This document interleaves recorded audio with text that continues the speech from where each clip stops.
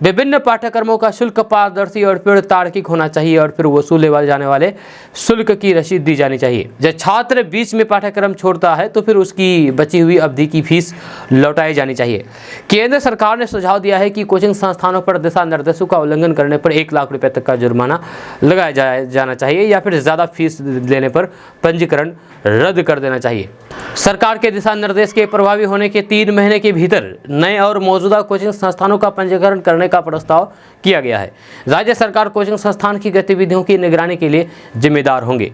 ऐसे में अगर आप भी कोचिंग चलाते हैं, कोचिंग संचालक हैं, तो आप इन बातों का जरूर ध्यान रखें, नहीं तो फिर आपको भारी पछताना पड़ सकता है। ये अपडेट बस तक, इसके बारे में आप क्या कहना चाहेंगे? जाने से पहले आपको बता दूं कि केडीवी लाइव का ऐप आ चुका है। आप प्ले स्टोर में जाकर के केडीवी लाइव का ऐप डाउनलोड कर सकते हैं और अपने क्षेत्र से जुड़ी हुई तमाम तर खबरों को देख सकते हैं और पढ़ सकते हैं और खुद से भी खबरों को पोस्ट कर सकते हैं। अगर आपके अगल पास कोई घटना घटती हो या फिर आपको कुछ खबर देनी हो या फिर आपको खुद अपना राय शेयर करनी हो, चाहे पॉलिटिक्स से जुड़ी हुई हो या फिर अपने समाज क्षेत्र से जुड़ी हुई, आप खुद से अब अपना वीडियो पोस्ट करना चाहते हैं तो भी वो भी कर सकते हैं बड़ी आसानी से। आप अभी जाइए प्ले स्टोर पर केडीवी लाइव सर्च कीजिए, आ जाएगा, उसको इंस्टॉल कीजिए और उसमें अकाउंट बनाइए।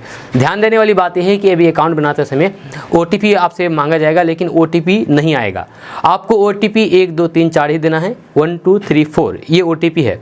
1 2 3 4 ये OTP है, इसको देना है, ठीक है। जितने भी मोबाइल में आप इंस्टॉल करेंगे और अकाउंट बनाएंगे, मोबाइल नंबर दर्ज करने के बाद OTP वाला बॉक्स आएगा भरने के लिए, तो आपको उस बॉक्स में 1 2 3 4 ही दर्ज करना है। उसके बाद आपका अकाउंट बन जाएगा।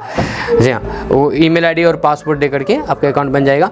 अभी जाइए प्ले स्टोर पर और इस ऐप को डाउनलोड कीजिए और फिर अपने क्षेत्र से जुड़ी हुई तमाम तर खबरों को देख सकते हैं, पढ़ सकते हैं, खुद से भी खबरों को पोस्ट कीजिए। मिलते हैं नेक्स्ट वीडियो के साथ, तब तक के लिए जय हिंद, जय भारत।